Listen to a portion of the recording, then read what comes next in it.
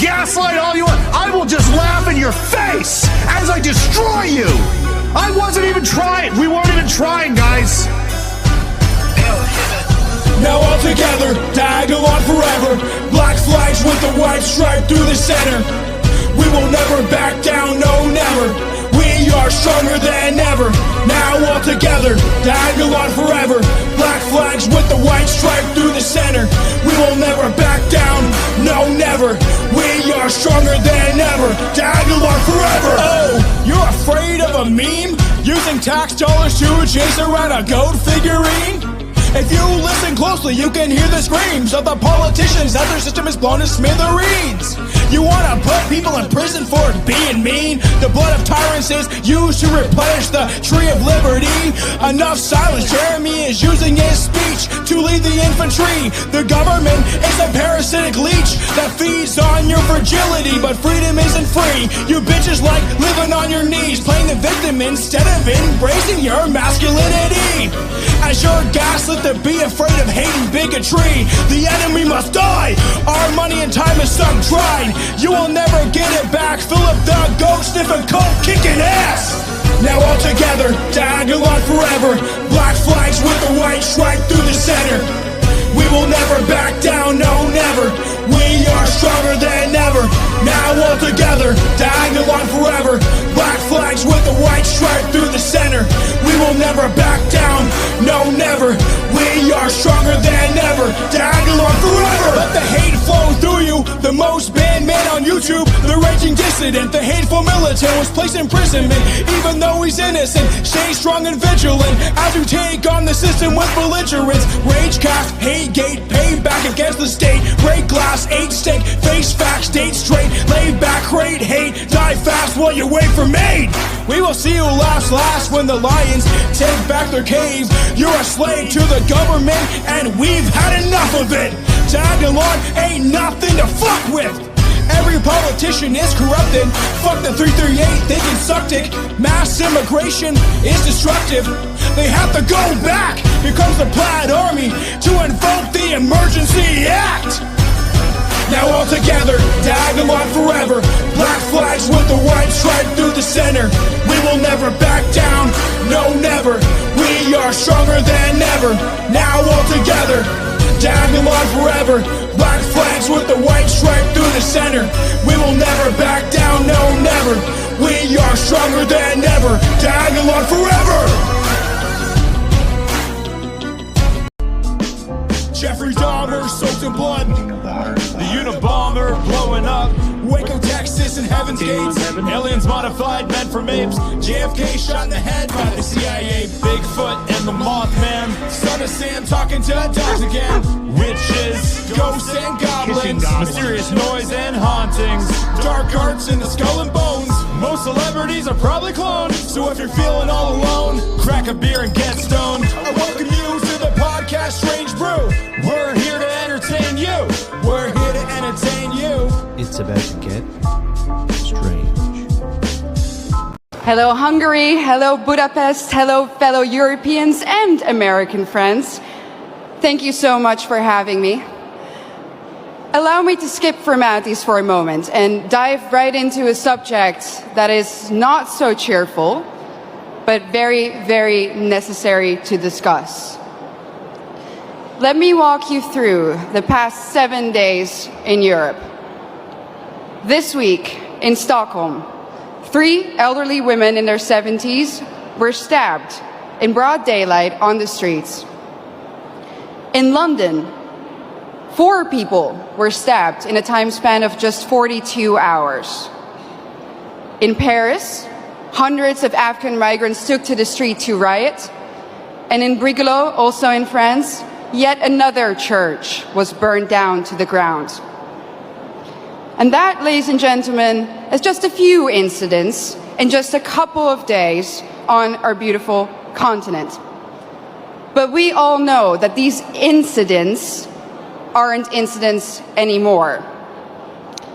If there's one thing that's for sure, is that we know, and our governments also know, that there is a link between mass migration and crime.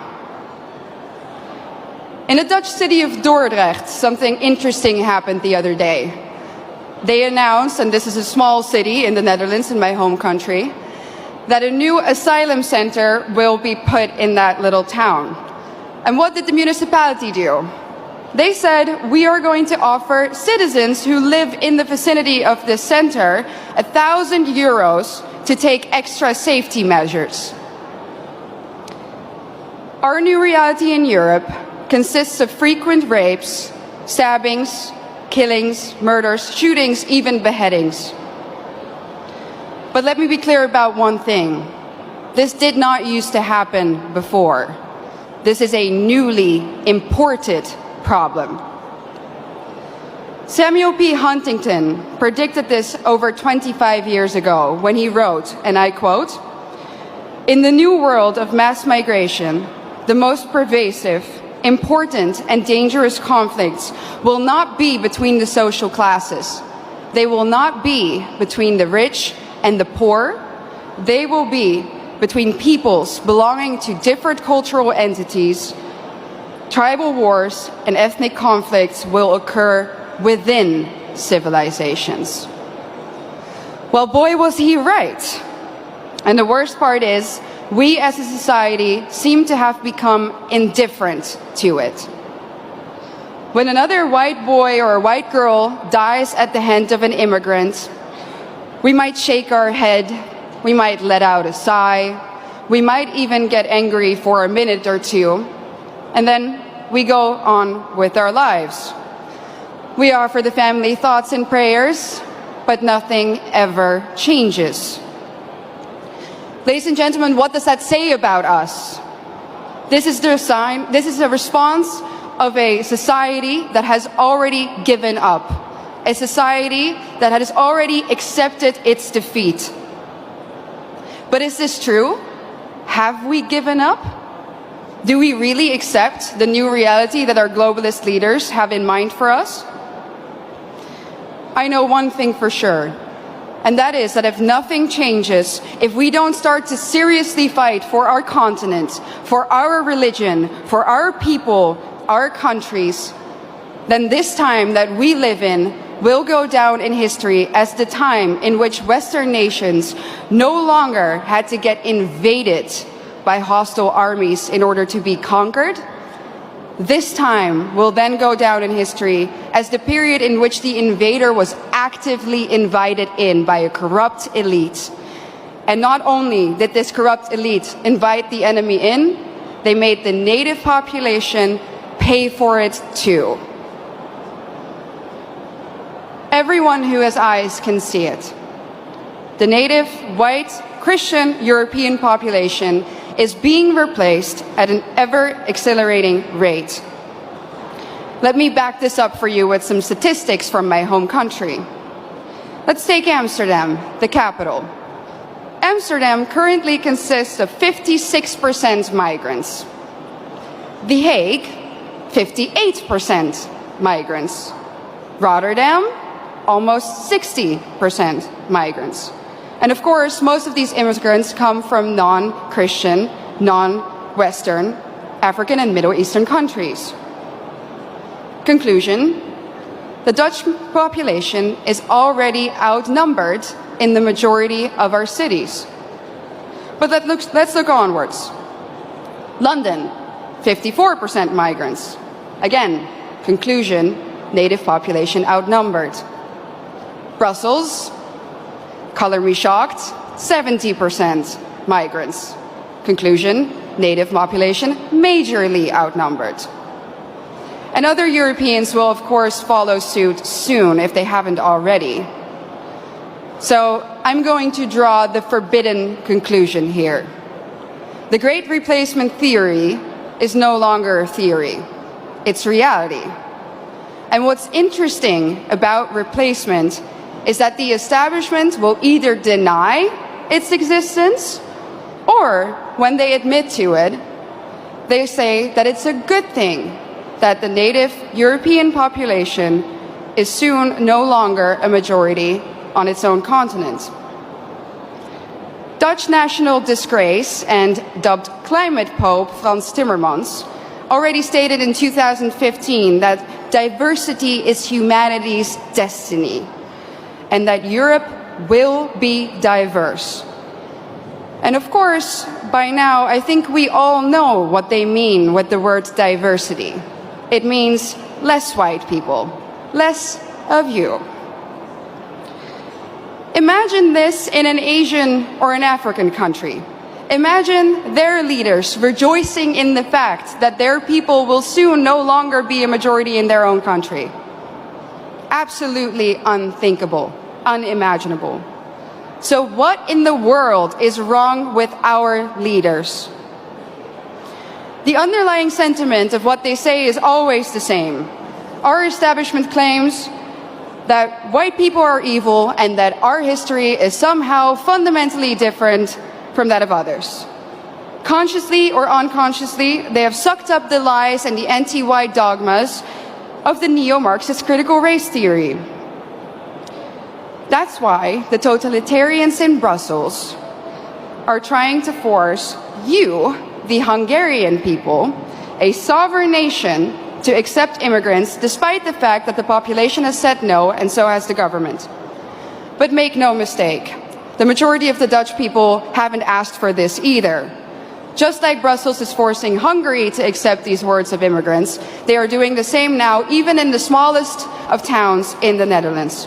No part may remain Dutch in the traditional sense of the word.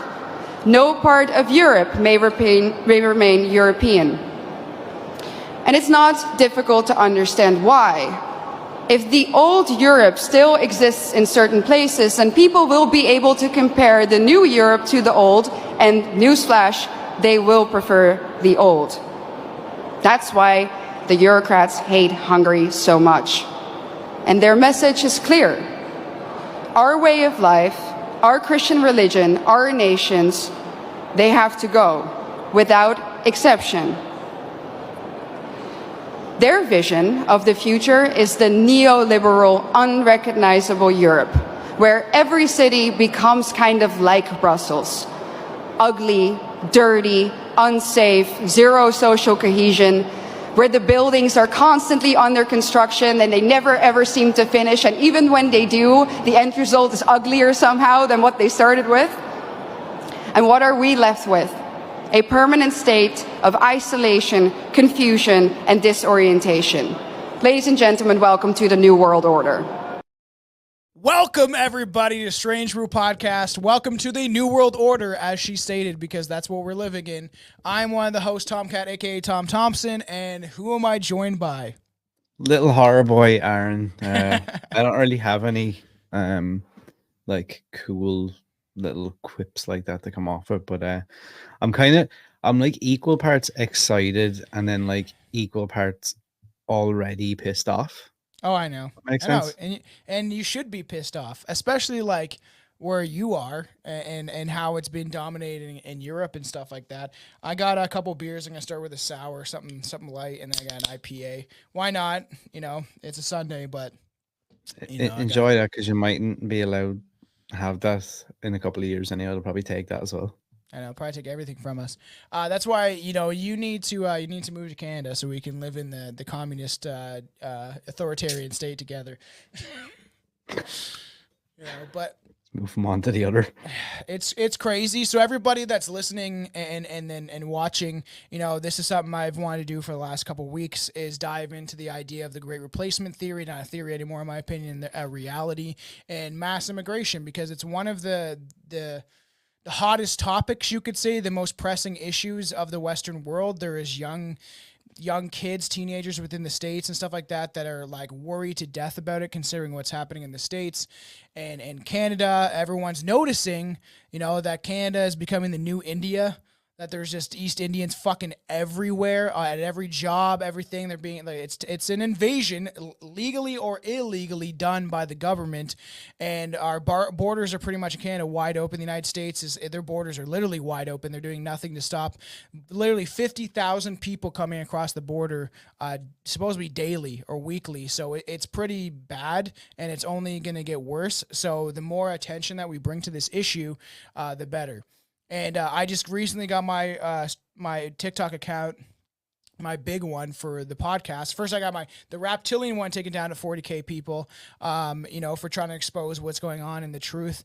And then now recently, before we went live, I got my other Strange Brew podcast, the main big account Strange Brew podcast, taken down for essentially just saying, oh yeah, we're going live to do the Great Replacement theory and talk about mass migration and all that stuff. And now that's gone. So I have one more account, and then I'll just keep going. And I'm live right now on one of my new TikTok accounts. So I'm going to keep trying, because the idea is right. I'll never stop, or I'll, like, maybe when I have kids, it might change a little bit. But, you know, if I can influence someone to wake up to the horrors and the reality that we live in and what our government is capable of, maybe it'll rub off on them, and then it'll rub off with the next person, and it becomes like a movement. The more people that are aware and awake to the stuff that's going on, the better, because you'd be surprised how many people have messaged me or left comments on my, like, videos, and being like, yeah, I was asleep essentially, and then 2 years ago I kind of woke up to all the stuff that was going on with COVID or whatever it might have been,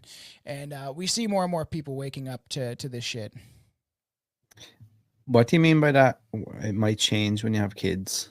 Well, I might not have the time to, like, be able to, like, make all these videos all the time, right? I'm still gonna be podcasting. I'm never gonna let that infringe, I guess, on my ability to create content and create this podcast. But yeah, some of the TikTok stuff of trying to speak out against the current issues that we're facing in this world, it might be a little harder to do that, because my mind will be somewhere else, right? Because usually I think about things I'm going to say or whatever at work, and what I can do to make a 1.5-minute video, because the best way to get out there and for people to be like, you know, that makes sense, you know, and get them to kind of think. All I'm trying to do is get people to think for themselves. There is a lot of people that are shuffling in the herd. Live visibility restriction.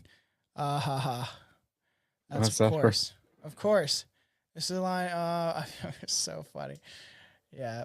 I don't know what the fuck that means. They're not going to let many people in. Okay, so I might as well just end this. This is fucking stupid. I was trying to go live on TikTok, but it's like pointless. It's pointless going live on any of these fucking media platforms anymore, except for like Rumble and X and stuff like that, because the censorship is getting absurd, especially about this specific issue. They're like, shut up, don't talk about it, you know? And it's one of the most important issues I think that faces the Western world and white people, you know? And not just white people, black people too. And before we get into this stuff, obviously a disclaimer that, like, this may be offensive to some people, you know, that walk around with their eyes closed or their head buried in the sand. But this is a reality that the world is facing, specifically in the Western world, specifically in places where the population is dominantly white, you know, and we'll get into a lot of talks about my thoughts on this stuff. But, you know, I got nothing against anybody, but yes, there is evil people in all groups of people. There is,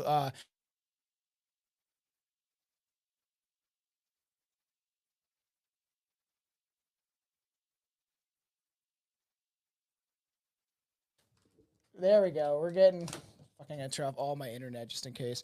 But like we're It's the government. I know this is fucked. Just because what we're talking about. Jesus Christ, man! And like nobody's home. Chelsea's not home. There's like I should have full bar connection, so like there's nobody on the internet at all. Government, I'm telling you. Yeah, no, they're watching CSIS. Fuck you. But it is obviously it's a very important issue, and like we'll get into it. But like obviously, I don't know where to start, so let's just get into this because I have a lot of videos. We have a lot of stuff that we're going to be showing for the audio listeners. Obviously, this will be on Rumble, and I might keep it up on X for a bit, and then Twitch will be up for about a week. But for everybody listening, you'll be able to. We're gonna comment on what the video is, but a lot of it you'll like be able to listen and hear of what is kind of going on in these videos, and we got pictures we're gonna show. We're gonna get into a lot of stuff, but. Let's talk about the Great Replacement Theory, probably more likely a reality. Also known as a replacement theory or the Great Replacement, is a white nationalist far-right conspiracy theory espoused by French author Reynaud Camus. The original theory states, with the complicity or cooperation of replatist elites, that the ethnic French and white European populations are at large being demographically and culturally replaced by non-white people, especially Muslims, majority countries, through mass immigration, demographic growth, and drop in birth rate of white Europeans. And since then, similar claims have advanced into the national text, notably in the United States. Mainstream scholars have dismissed these claims of a conspiracy of a replacement elites as rooted in the misunderstanding of demographic statistics and the premise upon this unscientific racist worldview. So a bunch of mumbo jumbo to try to censor what the real issue is that is going on, obviously. But and everybody that to understand the people that scream racist, like that everyone else is racist, they're probably the most racist people. But at the end of the day, what I believe is racism doesn't really exist. Classism does, and different classes of people. Do you think that billionaires, look at each other and be like, "Oh, you're a black guy or a white guy"? No, they don't really care. They're a class of people. But also, the word racism was created to justify slavery, and for everybody that doesn't understand that, that's a fact that is very true. That they created this word to justify the enslavement of blacks and indigenous and even Irish or whatever. But they use that word racism specifically for to kind of be like, oh yeah, this is why slavery happened. But if you don't understand, almost every race of people on the earth has been enslaved, if not every, at some point in our history. So, do you know what? Right, it's like, to play devil's advocate for a second. It's gotten to the point now where it makes me wonder, not that I'm disagreeing with anything you're saying, but it's like, I feel like we've gotten to the stage now with the internet and stuff and like the influx of information that like anybody with any sort of like opinion or argument can like cite things. So like, let's say, for example, if I was somebody who disagreed with absolutely everything you felt about this topic, I can go online and find other people who like come up with all these like reports and like statistics and stuff, and so much so like that then I'm convinced that like, oh, this guy is completely wrong. That's conditioning though. And it's a weird, like, we're in a weird space, I feel like, now. And I think back like throughout history, like I used to think, oh, the internet has caused this, it's made it like what it is, but like at the same time, I think this has always been there. Like, I mean, I'm sure there was a lot of the Nazis that thought, oh, well, I'm the good guy, right? Yeah. And that, you know what I mean? So it's like everybody like thinks that their cause is the right cause or whatever. I know. But, like, I can't help but feel that the internet has just like poisoned humanity like beyond. Well, it definitely has, and it's definitely being used as a tool to condition people, and then they find the groups of people, screaming about the same issue that they're screaming about, and then this like toxicity exists with on the online community. And I've always preached to, like, think for yourself and believe what you like, but if you actually don't take the time to research or look into the things, even that contradict your beliefs, then you're not really an intelligent person, and you just kind of follow the herd. Because I've looked into stuff that contradict all the things I believe and different sides of things, and I've changed my worldview numerous times. Every 5 years, supposedly a person is in a totally different spot, and they change completely, you know. And people have been conditioned to think this is okay, you know. And you only see European and dominantly white populated places using mass immigration. The Japanese don't want it coming to where they are, and people are like, think like, oh, like, you know, the youth believe in supremacy. Technically, right, the idea is like the Japanese people should be supreme in Japan.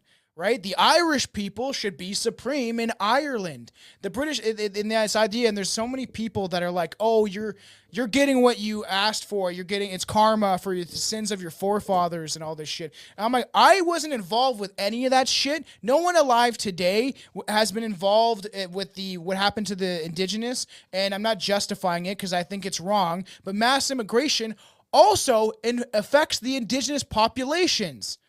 Like, this is why it's crazy that people are so stupid, especially within Canada, right? It's like, oh, we've also always been this melting pot. No, Toronto has in major cities, but if you go throughout Canada, it was dominantly white and then indigenous populations that were displaced and kind of placed on in their own communist like reservations, because a reservation technically is kind of communistic because it's a communal living and you're separated from everybody else. And I think they did that on purpose. I think they're like, yeah, you go do your own shit over there. We'll give you your own cops. And then you guys can just make money off of oil and cigarettes. And I have indigenous friends, and I grew up with a lot of native friends. And that's the case. A lot of them suffer from, you know, mental health issues and drinking and alcoholism and all that stuff, because maybe they're trying to suppress their past and what happened. Or is it because it is just easier to just blame all your problems on everybody else, you know? Yeah, like, and I mean, there's so many like layers to this stuff. Like, Oh, yeah. for example, I had a conversation with somebody, like, I know I have family and know people who live in the States, and I wouldn't call them Trump supporters, Yeah. per se, What's but they happening with him vote, is pretty fucked, man. but like they voted for Trump the first time around. They felt, and this has nothing to do with like statistics or studies or this or that or whatever, but Yeah. like them as a family and an extended family of people and workers felt like they were better off in like their day-to-day lives from a point of view of like work and financially and like with the house and stuff. Yeah. So they were of the mind of, if we get a chance to vote for Trump again, we will do that based on just our personal experience. Nothing to do with, Yeah. oh, well, you're voting for Trump because you want to do this and you want to do that. And, you know, and it's really weird now because it's like you can't even have an opinion, even if it's not like, you know, they'll do that whole thing where it's like, oh, you're far right, you're this, you're that. It's like, well, maybe some people are like disconnected from that and just going on personal experience as well. So that's Well, the and other side of it. yeah, Like, 100%. People notice the difference. There's people noticing in Canada that there's fucking East Indians everywhere, right? And I will say this off the hop and stuff like that. I don't have really prejudice against people. I look at a culture and then I judge based on that. And obviously there is some cultures in this world that are more, I don't know, like they're not as advanced, obviously, but then I have all this ideas of like, oh, is it because of white people to blame that the third world exists because they need cheap labor, you know, or is it the idea that are they held back in some sort of way because of corporations and the elites and the people in power, or is it just because they're lazy and they can't build the infrastructure that obviously Europeans have? So there's these like kind of balancing things, because like I'm not a big fan of East Indians coming in and then claiming that they're Canadian just because you have a fucking passport.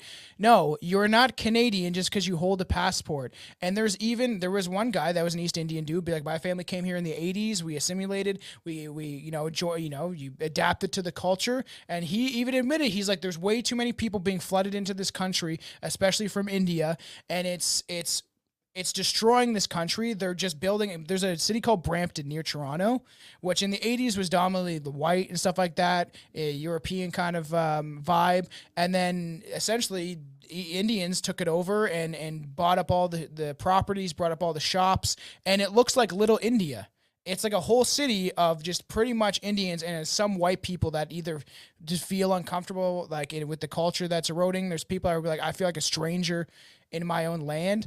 And I got nothing against people because I have a good buddy at work, Nandan. He's an East Indian dude. He's a Hindu.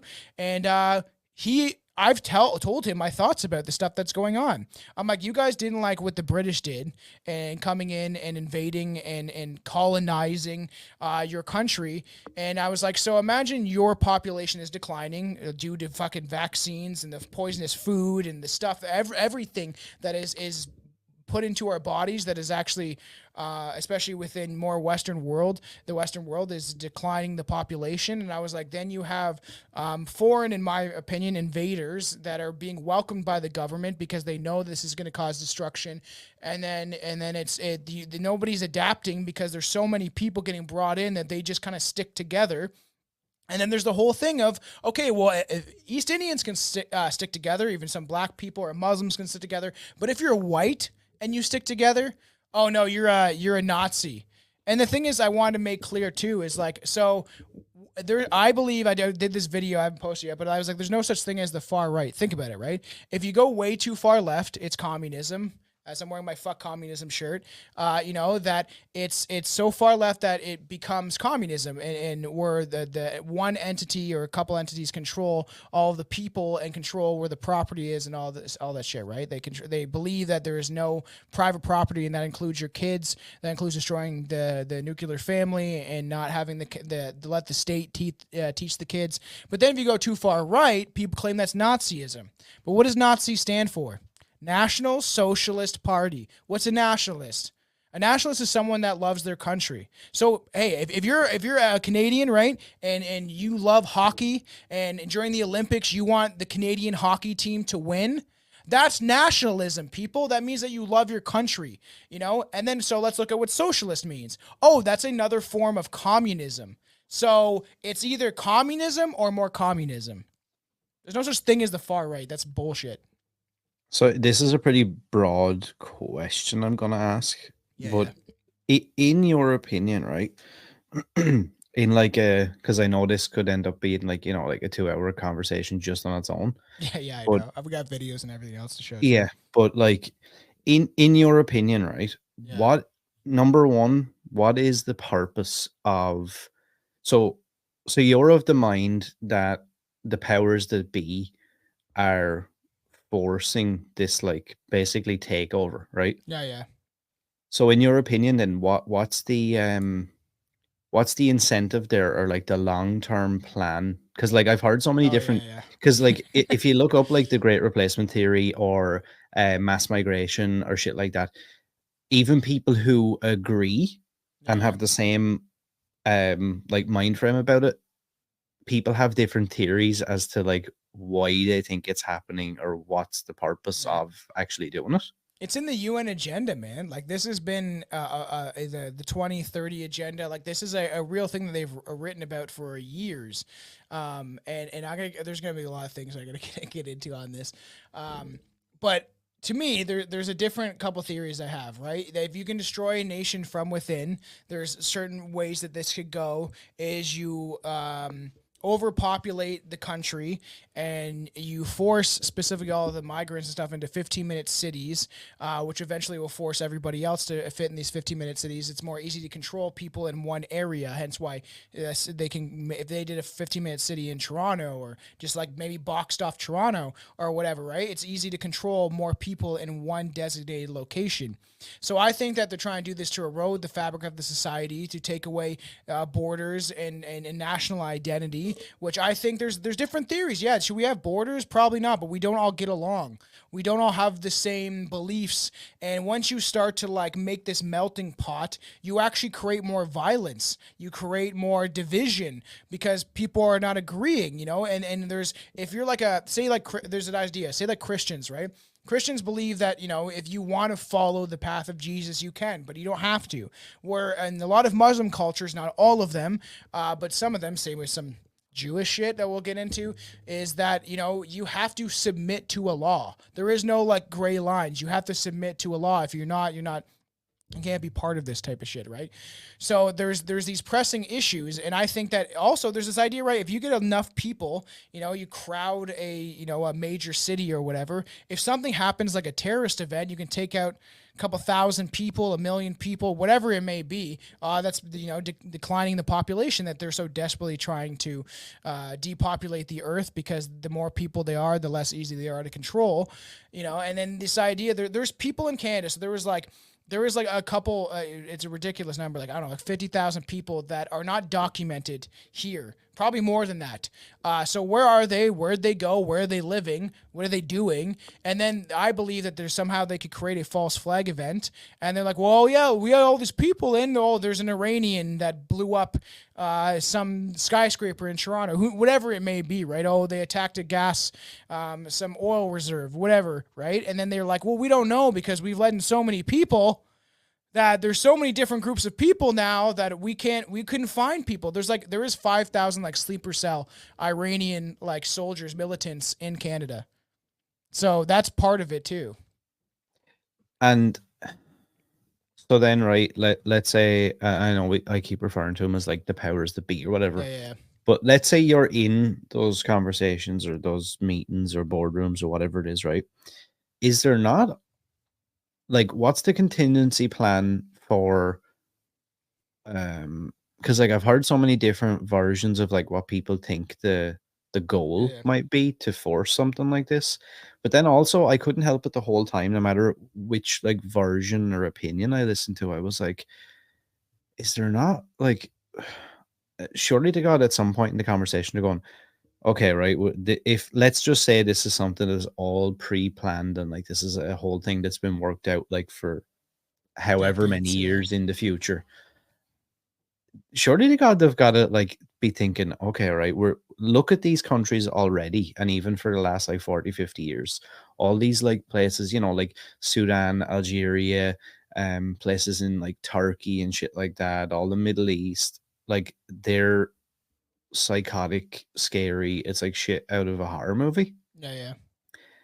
And then like this idea of like, oh, let's just not have borders and let's just flood every country with all these kinds of people like who are just like clearly like, come from countries with like pretty low IQ, like terrible education, terrible health, like no real like when I say laws and stuff, but like there's no there's no structure or like routine to like any sort of normality like in life. Yeah. And then when you flood all these like first world countries, then, and like if this continues and continues and continues, like for example, I think right now illegal immigrants account for 22% of the Irish population, and Ireland only has 5 million people. Yeah, I know. And that's only in the last couple of years. So it's like, that's pretty psychotic. So my question would be then, is there not a fear from these people who are potentially like orchestrating this of like, what happens though when everywhere becomes overrun with these animals and like every country is like the Middle East? Well, then they can go hide in their bunkers or some shit, right? But it's this idea, like, I truly don't have anything against people's beliefs or skin color or whatever. Like, I really don't have prejudice against people. But I do think, I was thinking about this the other day. If you come from India, whatever, a Muslim country even too, Pakistan, right? And there's barely an education system. As you said, there's like shitty healthcare. Rapes are happening nonstop all the fucking time. Like this is a real reality that they have to face. And you have low IQs, and then all you have is your religion that you've been taught and handed down for centuries, right? And then you think that your religion is the right religion, and low IQ people couldn't understand that it's not just, you're not the dominating force, but there's a lot of stuff that's been going on that proves that it's not about like assimilating with people. It's about like dominating and annihilating them, So I'll play this clip to kind of start since we're talking about this. Now, is this about assimilation? No, it's about domination. Here's a hadith. Muhammad, I have been ordered to wage war against mankind until they accept that there is no God but Allah and they believe I am his prophet. So in other words, Muhammad says there's to be war until the whole world becomes Islamic. Again, I ask you, is this assimilation? No, it is annihilation. Another hadith. I have been ordered to fight the Kafirs until every one of them admits there is only one God, and that is Allah, and I am his prophet. Again, here we have a doctrine not of assimilation, but annihilation. I call this the law of saturation. When Islam comes in, it's friendly enough, but over enough time it rules all. And time may take centuries, but ultimately they do not assimilate, but they dominate. Now, there's only one place where there's been migration that didn't continue and has saturated all Islam, and that was with war. There were 700 years of war in Spain, there was war in the Balkans, and war in Central Europe. So the only ways that Islam does not dominate is with war or whatever, right? And to fight back, because Spain fought off the Islamic regimes for a long time. And like I've said, like I listen to rappers. That's what's crazy. So some of my favorite rappers are Muslim. Like Vinny Paz is an Italian white guy that's a Muslim. Same with Everlast. Some of my favorite rappers were Jewish and stuff like that. Like I like Watsky. I used to like Necro till I realized he was a Jewish supremacist. The shit he was saying about Muslims was like absurd, like, you know what I mean? And then the same thing as people do with like a lot of things. It's like, oh, it's like it's all the Jews that are controlling this. No, it's specific people and Zionists that will destroy their own people for their perceived idea of the greater good. Right. And I've thought about this. Imagine if you have, all these people that, control a lot of the stuff that's going on. Right. And you figure out who is really in charge of all this shit. You do have a lot of Zionists, right, that are through the United States funding. Everyone that doesn't realize that is absurd. Right. 80% of Congress has dual citizenship to Israel. There's